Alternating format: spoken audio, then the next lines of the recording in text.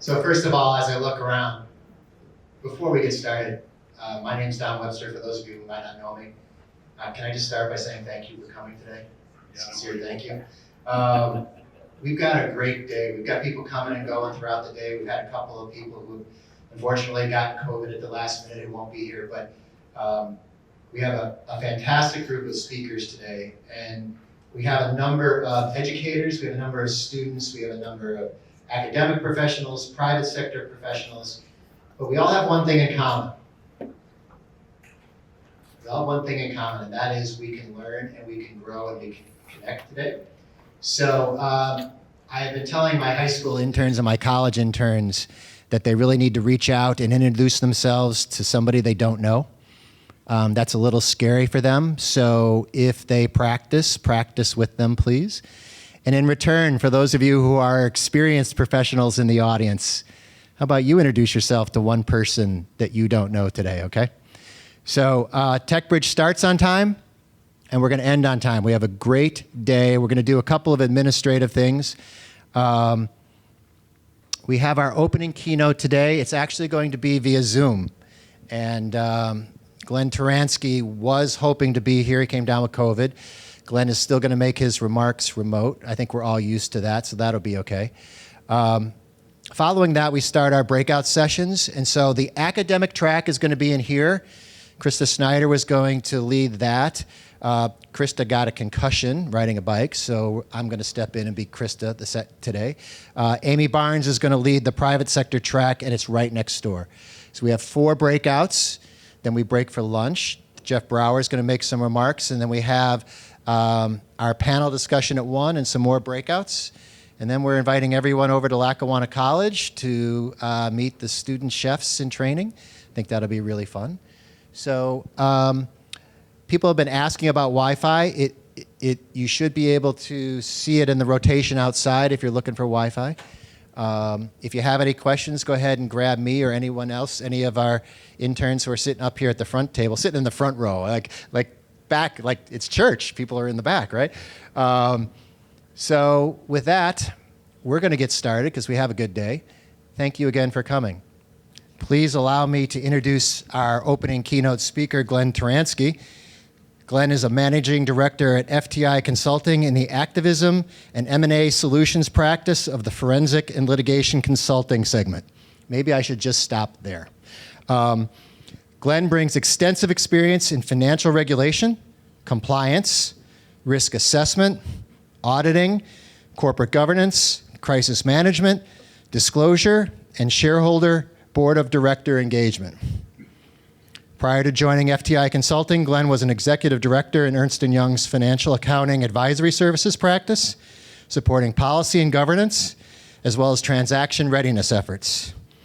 Before his Ernst & Young role, Glenn was senior vice president, financial compliance at the New York Stock Exchange for 18 years. Glenn holds a BS degree in accounting and computer and information systems and an MS degree in healthcare administration from King's College. He is a certified public accountant in the state of New York. Glenn has served on the board of directors for various not-for-profit and private organizations and has been an active board member at King's for 12 years prior to being named the Angelo P. DeCesaris Executive in Residence this June. He has been an active member of King's College's McGowan School of Business Advisory Council for over 20 years. Glenn remains on the board of Catholic Charities of Long Island Children's Museum, Tomorrow's Hope Foundation, Financial Executives International's New York City chapter, Oceania Cruise Holdings, Glenn might have gotten that one wrong, and Deltec International Group. Please welcome Glenn Tyranski, who has COVID, but he's still speaking with us today. So Glenn. Hey. Waiting for the Zoom applause. Thank you. Thanks for having me. Sorry not to be there in person. Those of us that are old enough probably remember the old American Express commercial, right? Carl Walden be up there and he would say, "Don't leave home without it," right? Now, if you go on a trip, it's don't bring it home without it, right? COVID seems to follow us back from every trip as we go. Yeah, while I tested negative yesterday, everybody's medical advice was try to put as much time and space around it. So rather than having there and putting anybody, in any kind of, uneasiness. It's probably just easier to do it this way. So hopefully get to see everybody in the future in person. I've done TechBridge now for a bit through my King's College work. I know I have been to your exhibit and your final presentations when you wind up displaying. Just a couple of years back at Mohegan Sun, you had your competition and all of your exhibit student exhibitors and stuff, as well as the Mentor of the Year award. So I think that was really a really terrific experience, and I got to experience your meeting at King's, I guess, about a year or so ago. You also did it on Zoom, so I joined for a number of those sessions as well. I thank Don for that kind introduction. As you could probably tell, I'm an accountant by trade, longtime CPA with that type of experience. But one of the things that I've always tried to really transcend, even in any role that I have, is really trying to connect with people. And certainly over the last number of decades, through my association with King's College, that engagement really has been with students. So I've always tried to take time out to spend time with students. And I know it's difficult sometimes for students when they want to try to reach out to a professional, and sometimes they're a little bit uneasy. And I know for them to even send an email, sometimes it takes a lot of courage. So one of the things I always try to do is engage quickly. I don't let the email sit for very long. I would try to respond back, and I'm a big believer in either talking on the phone or, if possible, even meeting for a cup of coffee. Because being a mentor, and I'm going to talk about engaged mentorship, and a lot of what you're going to hear is stories, because I'm more of a storyteller. I'm not necessarily a speech writer, but they're all true stories. They all come from involvements with organizations, both professional and community service orientated as well, and then spending that time, that very important time with students. Part of being a mentor, though, comes with the responsibility, right? You have to, if you've been assigned to someone, or if you take someone under your wing, one of the things I always talk to people about is being faithful to that obligation, that service, that volunteering that you did. And one of the things to keep in mind that I've always focused on, that mentoring is a long-lasting relationship. It's not just this semester or this week. It could be multi-years, multi-decades. I've been friends with or working with professionals now for many, many decades, some of which were students at some point, and perhaps even my own mentee at a certain point in time. So it really is, it's a long-lasting type of relationship. I have found it incredibly rewarding over time. And I've applied that mentorship, whether it's in the work environment or the school environment. And I think all of those are important ways to kind of have touch points with students and other young professionals. One of the important things I always thought is that it does have to be a two-way dialogue. It's not just you preaching to the student about your career or what's going to make them successful. It's kind of also hearing from them. What might be their worries? What might be their uneasiness? What are they doing to try to get connected and try to get involved, and trying to expand on that relationship? So the responsibilities that a mentor has are very important. But if you're the mentee, if you're the student or the young professional, there's responsibilities there as well for you. You need to be engaged. You need to reply. If there's timetables involved in any kind of formalized relationship, and I'll talk a little bit about that this morning, then you need to be faithful to that as well. And for the students that might be in the audience, and certainly anybody from the college community in the career placement or career development world, we all know now that the recruiting cycle starts much, much earlier now for students. 40 years ago, when I was wrapping up King's College, you basically came back your senior year that fall, late August, and then you started worrying about your resume and getting it in shape, and getting an interview suit and seeing what you could sign up for. But nowadays, certainly my experience the last number of years is those recruiting outreaches start as early now as sophomore summer, sophomore year. People are engaging at different ways. In the world of public accounting, those types of outreaches and opportunities have really become very institutionalized, and a lot of them start much earlier than you think. A lot of them have some sort of version of a shadow program or a horizon program where it might be a 1 week experience at a New York office or a Philadelphia office, and the students are then getting some technology training, some cultural types of corporate culture types of overviews from how the firm may operate. They may be talking about thought leadership and current developments, and then that experience kind of peels off. And then the next year, as they come back, perhaps then that's a more formalized, traditional type of internship. We are out in the field for a couple of months, and one of the things too to keep in mind as part of that mentorship or internship is more and more these are real roles. These are people and students that are getting dropped into the field in active service. So that the days of just, okay, go copy this ledger for 4 hours and then we'll go to lunch is well past us. We're having much more. They're essentially considered a first-year person as they go through. And you're never too early or too Recording old. in progress. Oops, let me knock that out here. So you're never too old, nor are you never too young, really, to go through mentoring. And I'll tell you a brief example on my side. About 20 years ago, we just came up on the advent of Sarbanes-Oxley, the financial regulations that came out of all of the scandals of the early 2000s, Enron, Adelphia, and the like.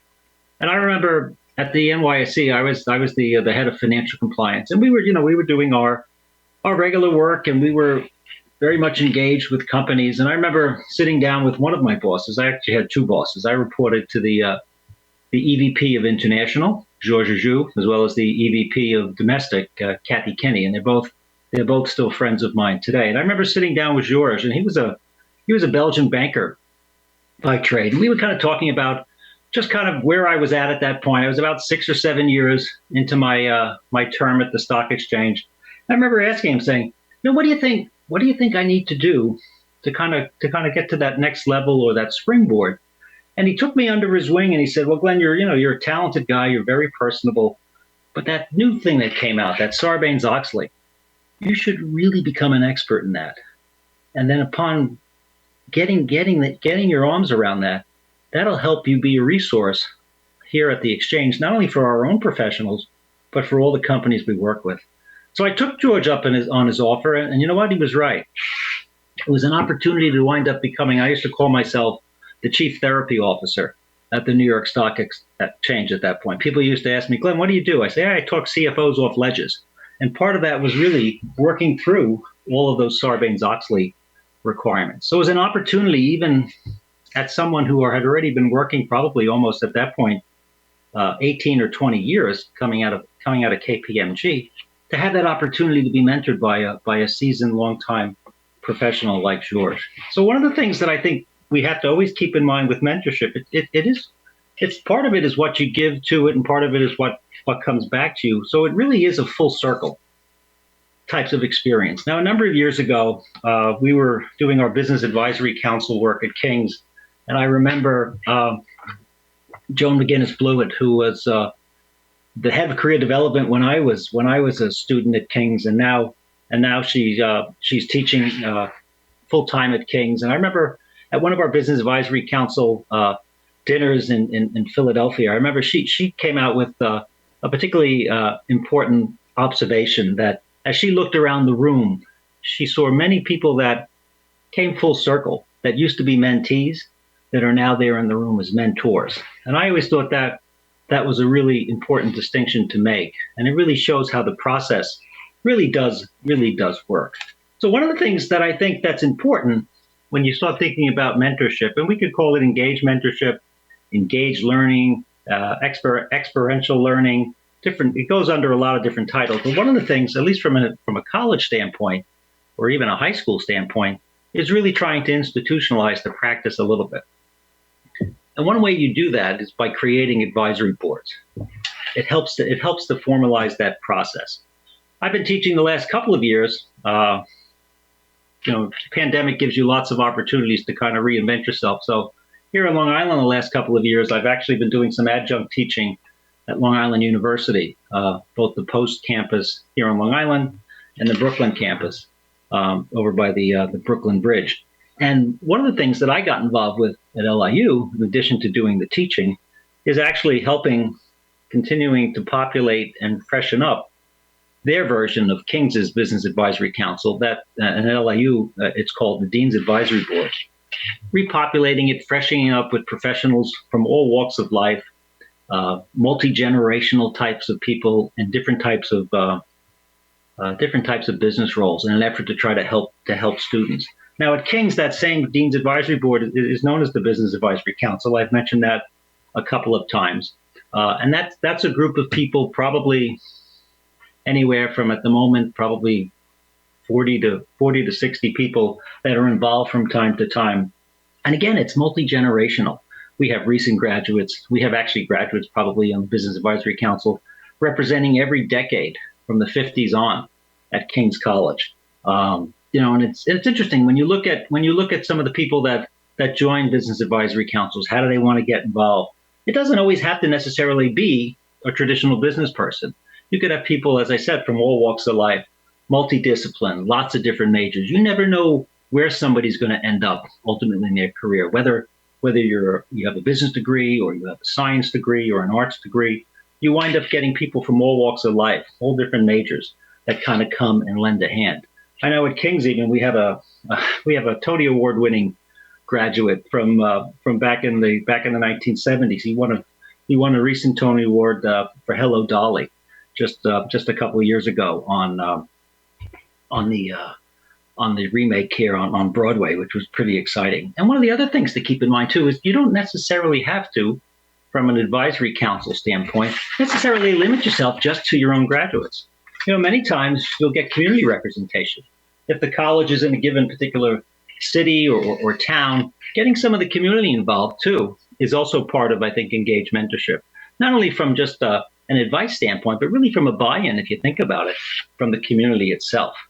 So my King's Business Advisory Council story probably started late 1990s, 2000-ish, give or take. I was at the NYSE, so now my second full-time job. So I was probably out about maybe 12, 14 years already from King's. And like most young professionals, you kind of get your life in order. You start to build your career. You build your family. And I remember I finally started to get re-engaged with the college. And I went to an alumni reception in New York at the New York Athletic Club. And one of my all-time favorite professors was there, Russ Singer, who at the time was the interim dean at the McGowan School of Business, which we had gotten the gift from the McGowan Foundation. We had built the school, I think, in 1996, and we were starting to seek accreditation, AACSB accreditation. And I remember Russ Singer at that meeting said, "Glenn, you haven't really been involved the last bunch of years. You work on Wall Street. We've got this Business Advisory Council, and we're going to go for accreditation. You should get involved." So for the last 23 years or so, 24 years, I've now been involved. And the Business Advisory Council at King's, from an interactive standpoint, serves many purposes. Not only do we do curriculum reviews and kind of helping Barry Williams, the dean, kind of formulate some of the milestones and check-ins that come with that accreditation, but we're also visible to the students. We're on site. We have classroom visits. We have formalized programs where we go in and we talk with the students and kind of have dialogue with them kind of on their own turf inside the classroom, trying to give them certain types of ideas and thoughts along the lines, which is always important. The actual formalization and having an entity like a Business Advisory Council also is very helpful with your accreditation. Many times, part of that accreditation, when they're looking for feedback and how do you measure outcomes and who do you seek advice from, having a formalized Business Advisory Council established often helps on that side as well. Part of what we do though that day is again having interactive types of visits with the students, talking to them, having the opportunity, plus the council members also getting a chance to meet with each other, because it's nice to catch up with your friends, but it's also nice to see what they might be up to, or where they've ended up, or have they changed any of their career focus. And I think it always becomes very, very important. One of the roles too of the council, and I've participated in this, when you're up for reaccreditation and you're having your site visit, and the folks are there, the 3 or 4 member teams from other colleges. One of the things that we've done at King's is we always host a dinner during that visit, and many of the Business Advisory Council members are able to hopefully come to the dinner, spend time with that accreditation team, and inevitably you're going to be asked the question, well, why are you involved? Well, tell me about your role. Tell me about what makes your institution special. So it's a really nice opportunity from a council standpoint to kind of interact with folks like that on the accreditation side, in an effort to try to, again, solidify that reaccreditation, which is very important. We have one other entity too at King's that I think is an interesting piece as well. And it's kind of like an offshoot of the Business Advisory Council. It's the King's Washington Area Alumni Club, affectionately known as QUAC. There, it's more of a DC focused type of entity, where we've got people who are working and living down in the general Washington DC area, and every year the QUAC group gets together and has a multi-day interaction with students. And I'll talk a little bit about on the formalized business advisory side and how we do that. But just to mention the QUAC piece, part of it is usually a really nice cocktail hour at a law firm in DC. One of our retired board members is of counsel at Jones Day, and the cocktail hour is always on the patio there at Jones Day, which always overlooks the Capitol. So that's pretty impressive for students. But part of it too is they actually, and any of you have children that have played travel sports, one of the things we do when the students come down for the QUAC meeting is they actually stay with an alumni. And then that next day, when they come in for the formalized meeting, they actually get a taste of what it means to commute. So hopefully they're learning how to do the metro rail or the metro bus, Virginia Railway Express, and they're getting a taste of what it means to commute. And then that next day is really focused with speakers and resume reviews and things like that, but more focused on, hey, maybe you want to work in Washington D.C. So I've spoken at that event a number of times. When I was at the NYSE, I had the head of our government affairs office in D.C. come and address the students and say, hey, if you want to be a lobbyist, here's what's involved, and kind of giving them a taste of that. So it's one of our kind of programs. But when we actually look at one of the, and we always affectionately kind of call it, one of the crown jewels at King's College is the McGowan Business Forum. And that comes from, and it builds out from the Business Advisory Council. It started probably about 2004 or 5. So it's got a rich history now, going on 15 or 16 years. And what makes it really special is that we rotate between cities. 1 year we'll meet in New York, 1 year we'll meet in Philadelphia, one year we'll meet in Wilkes-Barre. And based on kind of where we are, we're able to draw on people to participate from a mentor standpoint from those areas. So typically we have about 50 mentors that are part of that evening. The students that are interested have to actually qualify. There's a sign-up process, and we usually take about 90 students with us. And for the students, it's a really interesting day. Not only do you get a chance to maybe go to a place like the Union League Club in Philadelphia, or the New York Athletic Club in New York, or the Westmoreland Club in Wilkes-Barre, but it's actually a full afternoon of an opportunity for career development, for engaged mentorship as you go through and start to meet different types of professionals. We actually pair up the mentors with the students, so you'll know who you have beforehand. We have a full hour mentoring session, and usually it's one-on-one, might be one-on-two, depending on the number of students and the number of mentors we get. Part of it's a resume review, and you're kind of going over it and talking through it, maybe giving them some ideas, but it's also a chance to get to know them. It's a chance for the student to get really good practice at interpersonal skills, learning that elevator pitch. For those of you in the world of entrepreneurship, you've got 55 seconds. Tell me about yourself. Let me understand what you're interested in, and tell me how I might be able to be helpful for you. And since 2005, I've been participating. I don't think I've missed any yet. And it's an amazing, amazing day. I still remember our very first one in and around 2005. One of our King's board members, Tim Morris, was our guest speaker that night. And I remember when Tim came, his topic was business ethics. And he talked for about 35 or 40 minutes prior to the dinner. And watching the students actually kind of pay attention to someone of Tim Morris's stature. He was at the time a senior managing director at Bessemer Trust, the great wealth management firm. And he was talking about business ethics, and watching the students kind of listening and taking it all in and absorbing it was really, really, really important. It's also on a personal side, kind of an interesting spot for me. It was one of the first dates I had with my wife when we were first started kind of getting dating. And when I said, let me take you to a King's College event, let me show you what it's all about. So she had a chance to come and see what we were otherwise working on. And wow, why are you involved in all this? Let me try to experience part of it. So that Business Advisory Council, that McGowan Business Forum, as it's evolved over time, not only does it have the mentoring component, but then there's the business etiquette component of it. We've taken that, and we once we're done with the mentoring sessions, we then have a pretty extensive cocktail hour. Again, a reception for students to meet not only the person that they were with, but go out and get some practice handing out business cards, having interactions, talking to other types of professionals. It's a really valuable opportunity for the students. Part of that cocktail hour, the last number of years, we actually, one of my friends, and she's a graduate from the 70s, and she lives here in my town on Long Island, Denise Goodwin Pace, she actually created what we like to call the History Walk.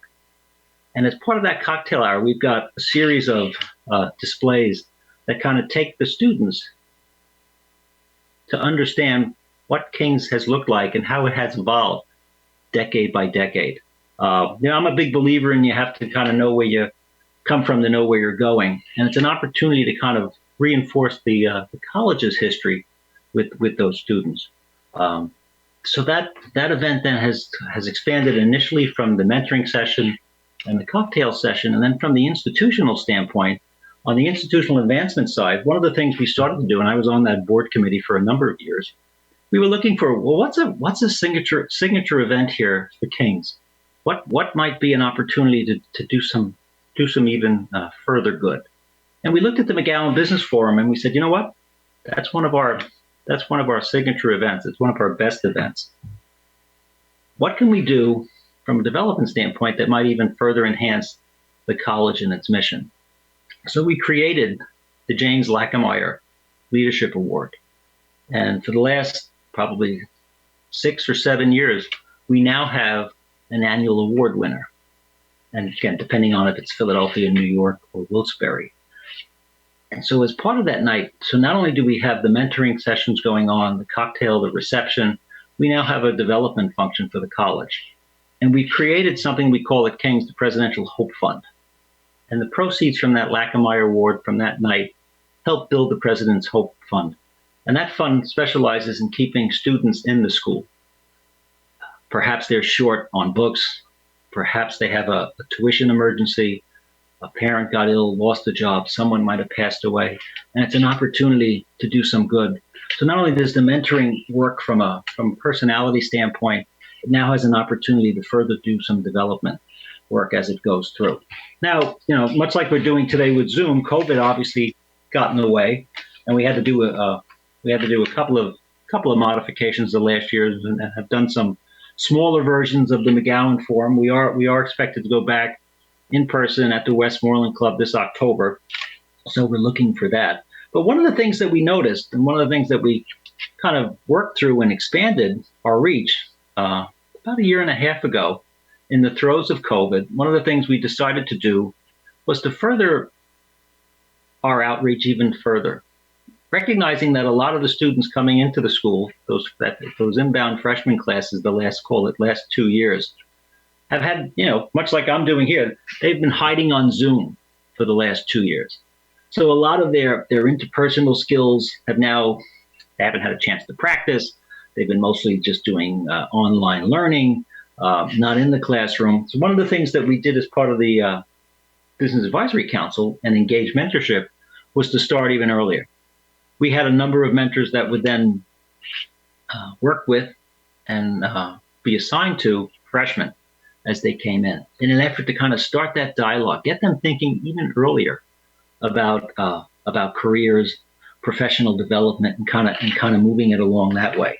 So we're now about a year and a half into that, and as we move back here into the in-person world again, we will continue, I think, with our outreach to our younger students. One of the things too that we do from an institution standpoint that's important, King's a number of years ago, and it's part of our accreditation, we established a course called MSB 100. And it's basically a business etiquette class, a professional kind of knowledge class. How do you treat yourself as a professional? How do you carry yourself? And trying to get in there for first-year students to get them to understand the business world. What does it mean to be in the business world? What does a career actually mean? What do you think you want to do? How do you handle yourself? How do you present yourself? And it's an opportunity there for freshmen to kind of learn the ropes and get a taste of that business world right out of the gate. So that's been highly effective as well. But when you look at engaged learning, not only is it arms and legs, right? It's the people power. It's groups like business advisory councils or teens advisory board members. But part of it too is what do you put into your curriculum? And MSB 100, as I just mentioned, is a critical component for us at King's. One of the things we also do, and we partner with our career development office, and Teresa Kinney and Chris Cisco do a great job there, is we have a professional development seminar series. We calendar and put out and make available many professionals who come on campus all semester long. Sometimes they're just meet and greets. Sometimes they're on Zoom. Sometimes hopefully they're going to be more in person this year. And sometimes it's interview practice. It might be just resume prep. It might be just a discussion on whatever industry that professional is part of.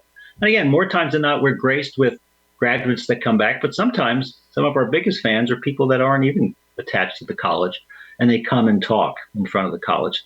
When I got involved with LIU, one of the ways I did that was one of my longtime colleagues at the NYSE had become a professor there and eventually assistant dean, and he asked me to come in and just, hey, do you want to come in and talk to the students and lecture to them and kind of we'll tell some old stock exchange stories. So those types of opportunities to engage in students, meet them, is incredibly valuable.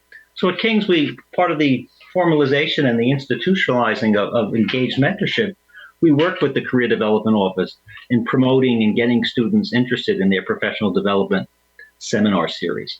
And then recognizing that you have to be a full person, there's also the social and ethical side. So again, at King's, we have the McGowan Center for Ethics and Social Responsibility. Those talks find their way into our mentorship programs as well. Bernard Pruzak does an amazing job with getting some unbelievable speakers on campus or on Zoom that talk about the issues of the day in an effort to make our students be aware of and more fully well-rounded. So it's an opportunity, again, to kind of engage with them on a different type of level. And then a number of years ago, for a decent period of time, and I was involved in this as well, we used to do a conference called the Global Landscape Conference. And we partnered with some of the universities and colleges in the room, where we had a multi-day curriculum on topics in the healthcare world, technology, entrepreneurship, and getting people to come in and talk about what does it mean to be a global citizen? What does it mean to work internationally? What kind of issues, social or otherwise, environmental, that you might be dealing with around the world? And getting our students exposed to speakers and topics like that, again, kind of formalizing it. And then going back to the arms and legs and the nitty gritty, then you get into office visits, opportunities to meet for coffee or lunch or breakfast, shadowing types of programs are important. At LIU, we have a number of things where we've worked with in the past with the Dean Scholars Program, Entrepreneurship Fellows. There's an entity called the Long Island University Student Consulting Network, all opportunities for students to kind of get involved. hopefully then that shadowing, that kind of those office visits evolve into internship opportunities, hopefully leading to interviews for students, having that opportunity to work on perhaps even in class certain types of projects. I mean, a lot of us work through and champion case studies and competitions. At King's, we've done some wonderful work with the Target Corporation on their annual competition the last number of years. And there's another opportunity to get your business advisory councils involved. We develop coaches. So some of our interested council members could be assigned a coach or a helper, if you will, to some of our teams that might be working in the Target environment. And that's been very successful. I had an opportunity to do that a few times, and it was really incredibly enjoyable. We do the PwC case competition on the taxation side, and a number of students and even more, oftentimes it's an opportunity for teamwork, get involved in that as well.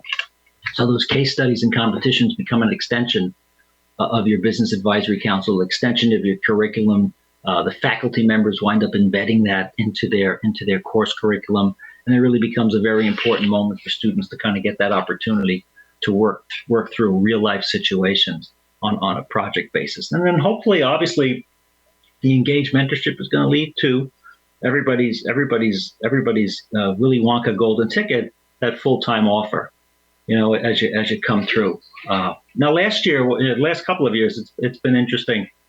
I've met a lot of students in my time, and part of that comes from being on campus. Part of it's from just being introduced. One of the things that Teresa Kinney and I started to do at King's that's been kind of pretty effective the last number of years is when I was on the board now for 12 years. So when I was on campus for committee day, usually the board would meet on Saturday, but the committee meetings were on Friday. I would always have at least an hour and a half open. So one of the things that Teresa and I started to develop was what we used to just informally call a coffee hour. So we would get one of the conference rooms over in the McGowan School of Business building, and just whoever wanted to come could come in and talk. We would have coffee, have some Danish, and then we kind of just have an informal kind of get-to-know session with some of the students. Part of it is storytelling. Maybe they've got questions.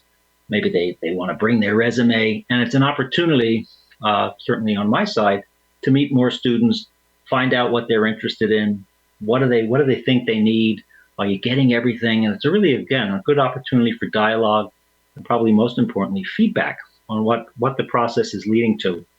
And I tell you, those coffee hours have led, certainly on a number of cases, to full-time jobs.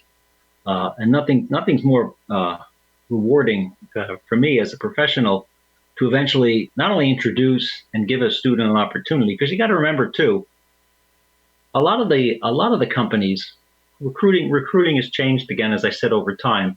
But a lot of times companies place, let's call it, larger bets on bigger companies or bigger entities. So as part of their national recruiting plan, they may not necessarily have a King's College on that list. But every place I've ever worked, one of the interesting things and one of the more rewarding things is they really rely on their own professionals. Hey, if you run into anybody of interest that you think we should talk to, please let us know. Please send them our way. And through those coffee hours, through engaged mentorship, certainly during the time I was with Ernst & Young, we had at least half a dozen students come through that process and actually end up with full-time jobs at Ernst & Young in a variety of offices. And if those students weren't brave enough to come to that coffee hour, take that chance, give up an hour or 40 minutes of their afternoon when they would otherwise either be free or getting ready for their weekend, it could have been a lost opportunity for them. So it winds up becoming, mutually rewarding again for all people. And then most recently, we had a tremendous experience. Again, one day Teresa calls me and says, I got a student that I don't think you ever met. And at that time he was a junior, so this was, I guess, about a year or so ago. So I got a chance to spend some time, and his name's Larson, and I got to talk to him on the phone, and I was just incredibly impressed by everything. Typical hardworking Northeast Pennsylvania college student, right? Oftentimes the first family member to go to school, working probably 2 or 3 jobs, involved on campus. We had this really great conversation. And then all of a sudden at FTI, we had an opportunity for an internship couple actually internship slots in the practice that I'm in, the activism practice. So I was incredibly proud to put forth Larson's resume to that group, and can't tell you how happy I was when they picked him to become the intern last summer. I was on campus for a couple of events last June as Father Ryan was getting ready to retire. So I had a chance to catch up with Larson up in Dallas for afternoon cup of coffee to kind of see, because at that point the remote it was more of a remote internship. And I remember talking to him about his experience and going back to what I said earlier about these internship positions now are very much real life situations. You're not just making copies. And I remember talking to Larson and I asked him, well, what do you think about it? How do you like it? He goes, it's probably the hardest thing I've ever done, but it's also the most rewarding. I'm stretching myself and doing things I never thought I would have thought would be possible. And then Larson, as everybody's goal would be if you're a junior coming back to senior year, he came back with a full-time offer. And I remember sitting as we were going through at FTI the recruit the internship kind of debriefings and seeing about, well, what'd you think of this student or that student? Obviously, I had to recuse myself on Larson, but as the other feedback was coming in, all the adjectives that you would hope for as a mentor came out. Boy, he's engaged. Wow, he's a hard worker. Conscientious, interpersonal skills. And he's got this, what's the word I'm looking for, Glenn? I said grit. That's it. That's the word, grit. And Larson starts with us next month in New York. So pretty compelling story and part of a good success story for engaged mentorship. So at the end of the day, when you look back on all of these interactions, engaged learning, having the opportunity to be a mentor, participating in the process, outcomes get affected. Not only do you get your AA CSB outcomes and places to show and demonstrate success there, but lives are changed. It's an opportunity really for lifelong learning. It's real life encounters for students and professionals. It's a chance to build networks and relationships over time. Maybe more important, even at a certain level on a personal side, to act more as a role model. And that's a two-way street as well. And I've always found that incredibly rewarding for me personally. And I've enjoyed, I said now, a number of decades of doing this. And on my side, if I wasn't brave enough to go to an alumni function 25 years ago and bump into Russ Singer, who was always one of my favorite King's teachers, maybe I wouldn't have gotten involved. And I just know personally on my side as a professional, I'm a better professional when I'm engaged, when I'm involved, and when I'm giving of myself. And so at the end of the day, when you look at, well, how do you measure the success and who gets to experience that success? I think it's clearly the students, it's clearly the professionals. I know the faculty at the colleges benefit from the ability to connect with professionals and offer their students opportunities for networking and connectivity and successful outcomes, but also the colleges themselves. It becomes part of who you are and what you offer. And sometimes, in a competitive environment, when you're looking for students and who gets to come and who picks your institution, that's something you could come back to and point to and say, we've got this business advisory council, we've got this quack group down in DC, we've got this dean's advisory board. Let me tell you a little bit about that. And if you're the parent of that child, as you're going through that decision-making process, and you're looking for what differentiates places and institutions, having an engaged mentorship program, having engaged learning availability, and having some sort of framework around delivering those opportunities, I think is very important.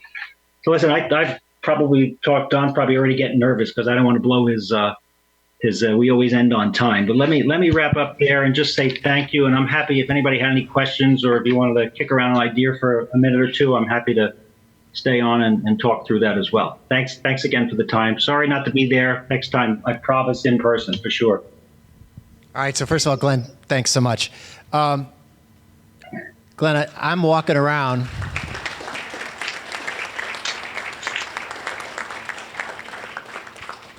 And one of the reasons that I was really thankful and grateful that you would present this morning is because King's is talking about institutionalizing mentorship. And so if I just sort of look around at some of my friends, and if you guys look around, there's quite a few people here today. Just look around for a second. How many of you have formal mentor programs in your organization? Raise your hands real high if you do. If you do, for real. Glenn, you probably can't see this, but the number of hands isn't that dramatic. And so King's has this program that they're trying to institutionalize, and my guess is for those students that are motivated, it's pretty easy to develop mentor relationships. But there's a difference between motivation and unawareness. How do we get to students, or how do we get to employees that might not understand the opportunity that comes with being part of a mentor relationship? It might be scary to them. How do we engage not the A students, but the B and the C and the other students? Because those highly motivated ones, they're sort of the low-hanging fruit, right? Sure. Yeah, the overachievers of the world are certainly going to jump on this. The people that might be a little bit shy or a little bit more reserved, oftentimes you have to kind of bring along slowly. So I think any kind of way of getting an icebreaker involved early on for them. And part of that, when you think about like the professional development series, hey, come with me to the talk. This guy's going to be, or she's going to be on campus, and she's talking about ESG, and that's incredibly important topic now in society and the business world. Hey, come on, what, you got nothing to do? What, there's no hockey game tonight. Come on with me, come to the talk. Just watch. Let's get a cup of coffee and we'll go listen. And you kind of bring them along that way. You kind of get them involved. You expose them a little bit, and then you hope that exposure then brings them maybe to the next level. A bunch of years ago, well, 40-something years ago, right after I graduated high school, going into King's, priest friend of mine from my parish, big theater guy, had every playbill from 1945, used to do the plays in high school, was always after me to go to the theater. I was like, it's not my thing. It's not my thing. Then one Sunday night in June 1979-ish, I guess I had nothing to do, and I turned on CBS, and there were the Tony Awards. And I watched about an hour and a half of the Tony Awards. And then I saw Father Louis the next Sunday. I said, hey, listen, I saw your world on Sunday. It was pretty interesting. And he goes, so are you interested? I said, yeah, maybe. So that next year, my Christmas present was a ticket to Evita at the Broadway Theater. And so Louis and I went. We sat first row, first mezzanine, with the overhang in the Broadway Theater. That was probably the 8th or 9th row. And I got to see Patti LuPone, Mandy Patinkin, the original cast.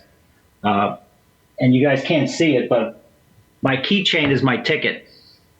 So my keychain is 42 years old. But I took that chance, right? That was a soft way to kind of get involved. And I think if you ease the student into that process, even if they don't necessarily always follow through, they've been exposed to it. It gives them a chance to think about it. So it's almost like when you think about when you have you do board service. New board members often get a board buddy, right? Or if you have a new employee, somebody's a potential mentor for the new employee. It's the same thing for students. Try to bring them to an event. It's kind of a soft sell. You're not asking them to speak or anything. Just come with me and try to get them involved that way. So I think that could be helpful. Great. We have a question from the crowd for you, Glenn. Sure. Hey, thanks, Don. Glenn, thank you very much for your wisdom and words there. I'm Angelo Valletta, President and CEO of Ben Franklin Northeast PA. And I truly believe in internships and mentorship. So one of the proof of concepts that we put in was specifically geared towards our potential MWBEs, minority woman business enterprises, and pairing them up with like organizations that were created by minority woman business enterprises. Wanted to get some of your thoughts. The proof of concept went real well. We invested in 5 student internships and mentorships so we can level the playing field from a diversity, equity, inclusion perspective. Just wanted to get some of your thoughts. No, that's a spectacular program. And I know Ben Franklin from a number of years ago. I got involved with what was then called the Wall Street West initiative, and wound up being some federal grants that all the colleges got to participate in. And I remember a lot of the meetings were hosted by Ben Franklin. I think that's a wonderful goal. That's a great way to show people that, you know what, business people can look like any kind of mosaic you expect. Well, all sorts of walks of life, opportunities for people to get involved. Again, it's kind of almost like a shadowing program, if you will, even for people as they go through it. Part of that, I think you have to, you look at your own institutions as well and say, okay, well, from a diversity and inclusion kind of aspect, what kind of, how do we handle that issue on our campus? Do we have any kind of structure around that? I know a lot of places are developing mission statements, special groups, if not committees that work on that type of issue in an effort to kind of break some glass ceilings here and get more and more people involved. So I think that's a wonderful initiative. Part of that also comes from curriculum, right? When you start thinking about in your coursework sometimes, case studies, everybody can talk about Amazon or Tesla or anything like that. Maybe pick a minority-owned business. Say, hey, let me tell you about this particular business. A number of years ago, when I was at the stock exchange, when I joined, one of the things we started to do was, we need to get out and meet the companies more often. Yeah, we were in charge of compliance, but there may be stories around some of this. Let's try to develop some relationships. And I remember we went, my colleague Dina and I, we went to Detroit, and we visited with a healthcare company that at the time was probably one of a dozen minority-owned businesses that were publicly listed on the New York Stock Exchange.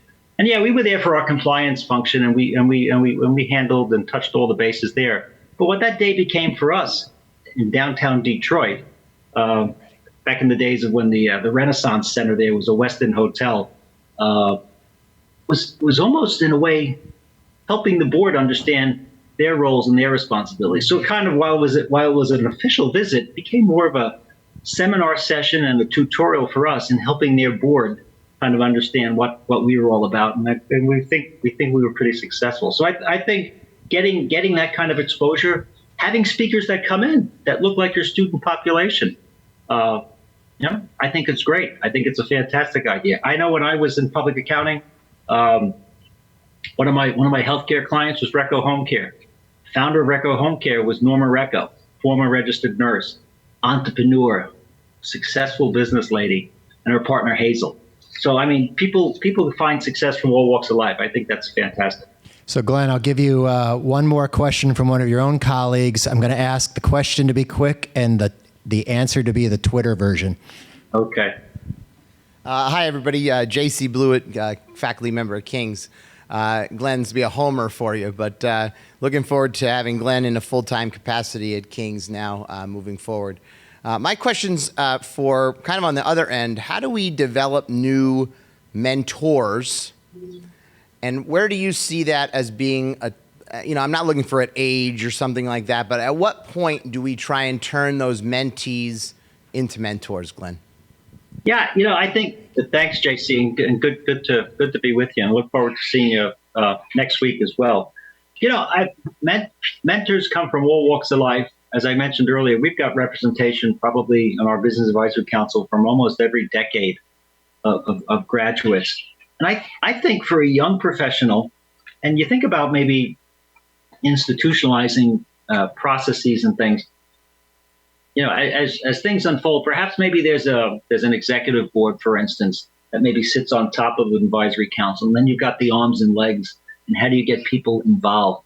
Looking for those graduates that might be, call it anywhere from 5 years or less, to somehow feel comfortable to start participating, I think that's a valuable voice. They're a lot closer to the students than perhaps somebody I might be. So a lot of the experiences that they may be seeing in the workplace might be very much on point for those students as well. But also as a role model for that soon-to-be graduate to come back and say, you know what? Well, I remember you when you were here. Wow, you're now a supervising senior at Ernst & Young. Well, that's a fantastic spot. I think that having that ability to get those younger people involved, maybe not necessarily waiting 15 or 16 years to come back and give that college service. We always talk about in the development world, right, about paying it forward. And that's a great opportunity for more recent graduates, younger professionals with maybe even under 10 years, to come back and be just as engaged. And I think that gives the opportunity to really connect with the soon-to-be graduate. Glenn, I just want to say thank you for your time today. And this has been great. I think, we all look forward to seeing you in person out in the community now, trying to take Loeffler's place. That'll be interesting, right? Big shoes, big All right, shoes. really good. Okay, so thank you so much, Glenn. Thank you. All right, so thanks, everybody. here's what we're going to do. Notice we stayed on time.